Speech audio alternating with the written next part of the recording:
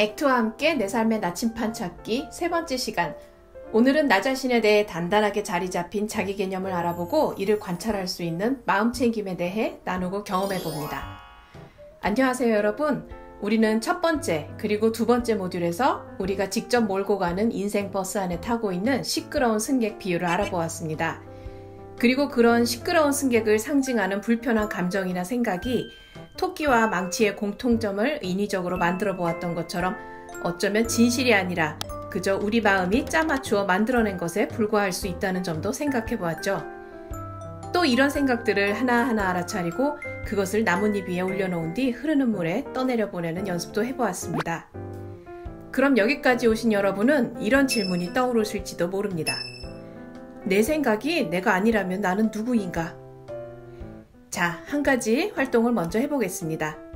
종이와 펜을 가져와서 다음에 빈칸에 들어갈 말들을 적어봅시다.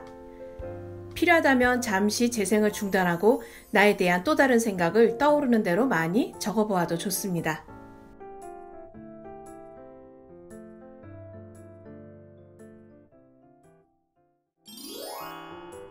어떠셨나요? 나에 대한 내용을 떠올려보는 것이 어렵지는 않았나요?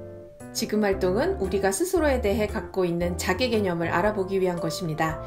자기 개념은 나는 이런 사람이야 라는 생각으로 내가 누군지 인식하기 위해 매우 유용한 사고이지만 나 자신의 어떤 특정한 부분에 스스로를 지나치게 동일시하면 이렇게 고정된 시각을 유지하기 위해 많은 대가를 치러야 합니다.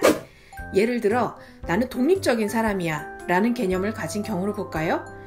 자신이 독립적이라는 것에 대해서 지나치게 강한 확신과 자부심을 가지는 사람이라면 혼자서 해결하기 힘든 문제나 벗어나기 어려운 상황에 처하면 외부의 도움을 구하기를 꺼리며 이를 수치스럽게 여길 것입니다.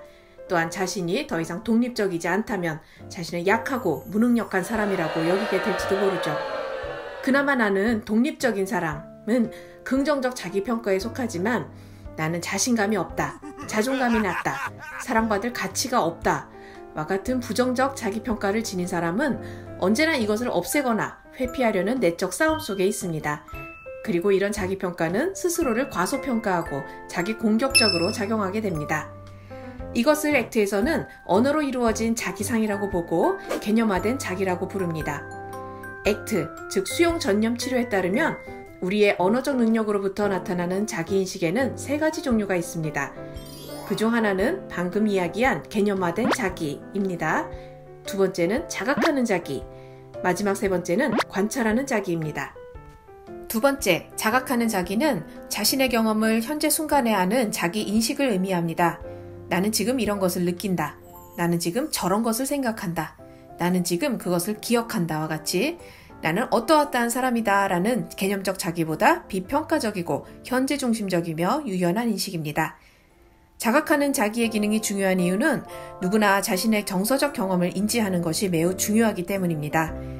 자신의 정서나 생각이 지금 어떤 상태인지 인식하지 못하는 사람은 지금 여기에서의 순간에 눈이 멀어 있는 것과 같습니다. 특히 만성적으로 감정을 회피하는 사람은 자신이 느끼는 것을 잘 알지 못하는데 이것은 앞서 말한 나는 어떠어떠한 사람이다 라는 개념적 자기에 대한 집착이 강렬할 때 더욱 그렇습니다.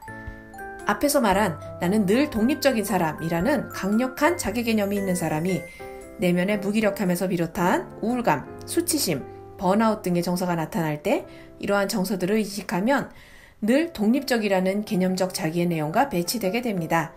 따라서 늘 독립적인 사람은 무기력함, 번아웃과 같은 감정 상태가 있어도 회피해버리거나 또는 아예 깊이 억압해서 느끼지 못할 가능성이 높습니다. 마지막은 관찰하는 자기입니다. 이것은 자기 인식의 가장 중요한 측면이며 아주 오래전부터 나와 함께 해왔습니다. 하나 실험해볼까요? 잠시 눈을 감고 어린 시절 기억을 하나 떠올려 봅시다. 어떤 것이든 좋습니다. 기억 속의 내 모습, 내 주변 상황들이 또렷이 기억나나요? 내 곁에서 또는 내 눈 뒤에서 그 장면을 지켜보았던 사람은 누구인가요? 어제 저녁 식사를 하던 때도 떠올려 봅시다. 누구와 식사를 했는지, 무엇을 먹었는지, 생생하게 떠오르나요? 내가 식사를 하고 있는 그 장면을 이렇게 바라보도록 또 떠올리도록 하는 사람은 누구인가요? 지금 이 영상을 보고 있는 사람은 누구인가요? 지금 이것을 보고 있다는 것을 인식하고 느끼고 있는 바로 그 사람이 어제 저녁 식사 때도 나와 함께 있고 그 사람이 아주 오래전 나의 어린 시절 기억의 순간에도 함께 했습니다. 긴 시간에 걸쳐 나의 생각, 나의 감정, 나의 신체는 자라고 변화했지만 나라는 존재 그 자체는 그 오랜 시간 동안 나로 남아서 함께 해왔습니다. 그런 나의 존재가 지금 여기에도 함께 하고 있습니다.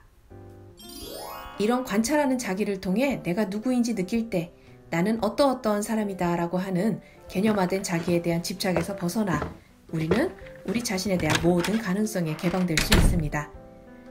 그럼 우리는 관찰하는 자기의 능력을 어떻게 성장시킬 수 있을까요? 바로 마음챙김으로 가능합니다. 마음챙김은 우리로 하여금 개념화된 자기에서 자기 인식이 멈추도록 내버려두지 않고 관찰하는 자기를 성장시켜 우리 존재 자체를 있는 그대로 알아차릴 수 있도록 합니다. 그런데 마음챙김은 대체 무엇인가요? 예를 하나 들어보죠. 지금 보이는 이 파란 하늘은 우리 마음과 같습니다. 그리고 떠있는 하얀 구름은 우리 마음속에 머물거나 스치는 생각 그리고 감정입니다. 어떤 날은 구름이 적어서 파란 하늘이 많이 보이고 또 어떤 날은 짙은 구름이 껴서 온통 회색뿐입니다. 그러나 우리는 구름이 늘 똑같은 모양으로 그 자리에 있지 않다는 것을 알고 있습니다. 뿐만 아니라 언젠가는 구름의 모양이 바뀌고 결국은 사라질 것도 알고 있습니다. 그저 가만히 고요하게 구름의 모양이 변화하거나 지나가는 것을 관찰하기만 하면 됩니다. 마음챙김도 이와 같습니다. 우리 마음에 어떤 생각이나 감정이 일어나도 그것이 그 순간에 나타난 정신적 사건일 뿐임을 알아차리고 그런 생각이나 감정과 거리를 두고 관찰하며 그것을 지금 여기에서 관찰하는 나 자신의 존재에 집중하는 것, 이것이 마음챙김입니다. 표로 정리해보면 이렇게 나타낼 수 있겠네요. 나에 대한 다양한 개념에 대해 그것이 떠오를 때마다 판단하지 않고 알아차리고 그것을 있는 그대로 받아들입니다. 판단하지 않고 있는 그대로 수용하는 것이 중요한 이유는 첫 번째 시간에도 언급하였습니다. 내가 지닌 자기 개념이 못마땅해서 이를 바꾸려고 하거나 없애려고 하는 시도를 하면 그 밑에는 이미 이러한 생각이나 감정을 가진 내가 어딘가 잘못돼 있다는 전제가 깔려있고 이로 인해 나 자신을 비난하거나 공격하게 되는 상황이 일어나기 때문이죠. 그렇게 우리는 우선 있는 그대로의 내 생각과 감정을 존중하고 알아차리되 그것에 끌려가거나 융합되지 않기 위해 나의 호흡이나 신체 감각을 다추로 삼아 지금 여기에 머물 수 있습니다. 그럼으로써 이 모든 과정들이 일어나는 것을 지켜보는 나, 즉 관찰하는 자기를 경험하게 됩니다.